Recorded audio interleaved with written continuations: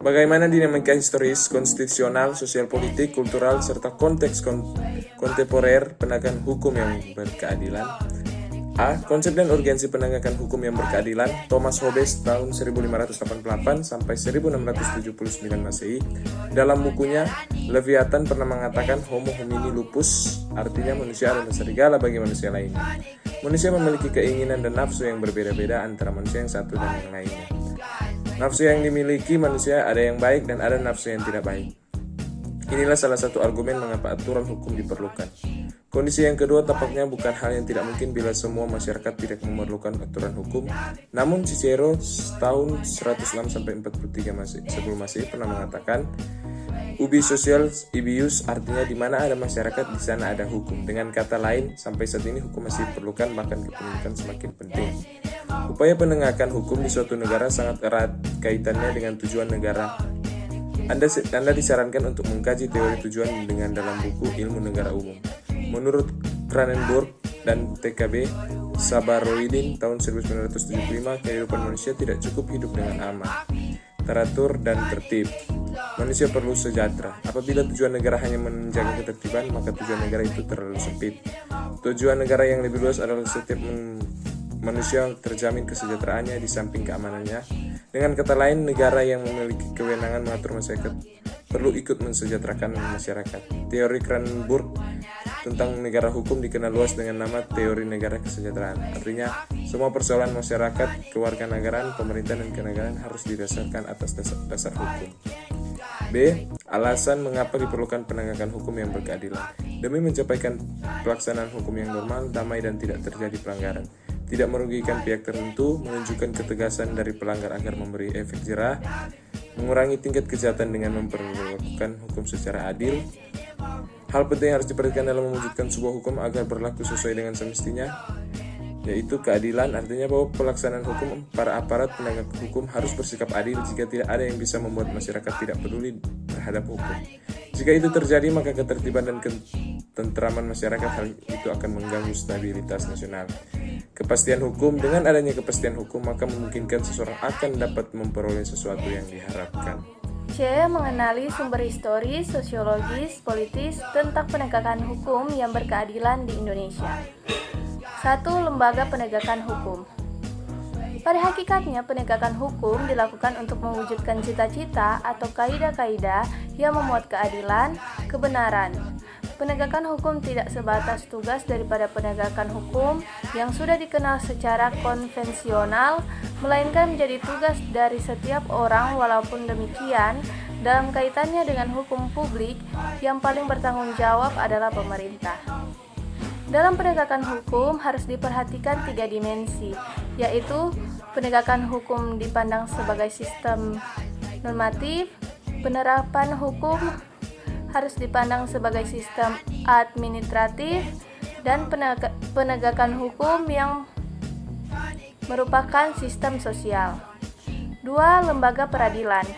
Lembaga peradilan adalah alat perlengkapan negara yang bertugas dalam mempertahankan tetap tegaknya hukum. Macam-macam lembaga peradilan Indonesia antara lain peradilan umum, peradilan negeri, dan peradilan tinggi.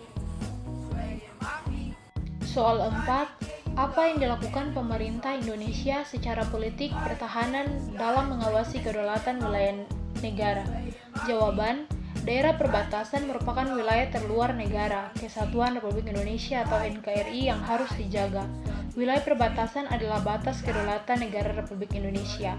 Oleh karena itu, masyarakat perbatasan harus diberdayakan baik dari segi ekonomi, sosial, budaya, maupun politik dalam pertahanannya, agar ikut menjaga kedaulatan negara. Pemerintah harus mengubah paradigma dalam menjaga kedaulatan negara Republik Indonesia di perbatasan. Persoalan perbatasan tidak melulu dilihat jangka pendek atau tidak menguntungkan secara ekonomi, tapi juga harus dilihat jangka panjang dan nilai investasinya ke depan. Untuk daerah perbatasan yang rawan dan telah memiliki titik ordinat, selain dipasang sensor atau radar, perlu juga dipasang kamera dalam praktiknya. Sensor akan mengirimkan sinyal berdasarkan waktu yang ditentukan, misalnya 5 menit sekali. Sinyal itu semua dipantau oleh sistem perbatasan.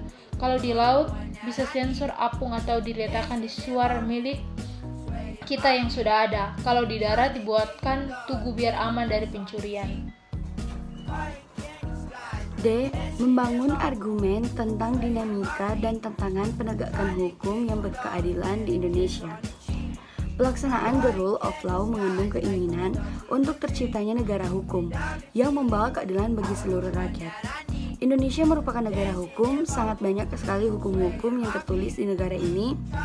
Artinya semua hukum bukan didasarkan atas kekuasaan belaka, tetapi tidak semua orang yang menegakkan hukum di Indonesia bahkan tidak adil. Di Indonesia, hukum itu bagaikan bisa dibeli dengan uang. Jadi orang yang bermasalah tetapi mempunyai uang yang banyak, maka ia bisa lepas dari hukuman itu. Atau kita sering mendengar peribahasa runcing ke bawah tumpul ke atas. Persoalannya, penegakan hukum di Indonesia ini masih dipandang lemah. Dalam pasal 24 Undang-Undang NRI 1945, Mahkamah Agung, Komisi Yudisial, dan Mahkamah Konstitusi, tiga lembaga tersebut memiliki kekuasaan kehakiman yang tugas pokoknya untuk menyelenggarakan peradilan guna menegakkan hukum dan keadilan. Penegakan hukum di Indonesia masih belum berjalan dengan baik dan begitu memprihatinkan. Permasalahan penegakan hukum selalu berdensi pada ketimpangan interaksi dinamis antara aspek hukum dalam harapan atau das solem dengan aspek penerapan hukum dalam kenyataan das sein. Lemahnya penegakan hukum di Indonesia saat ini tidak dapat tercermin dari berbagai penyelesaian kasus besar yang belum tuntas. Salah satunya adalah praktik korupsi yang menggurita, namun ironisnya para pelaku utamanya sangat sedikit yang terhambat hukum. E. Mendeskripsikan esensi dan urgensi penegakan hukum yang berkeadilan di Indonesia. Indonesia adalah negara hukum, artinya negara yang semua penyelenggaraan pemerintahan dan kenegaraan serta kemasyarakatan berdasarkan atas hukum, bukan didasarkan atas kekuasaan belaka. Teori tentang tujuan negara dari Cranenburg ini mendapat sambutan dari negara-negara pada umumnya termasuk Indonesia.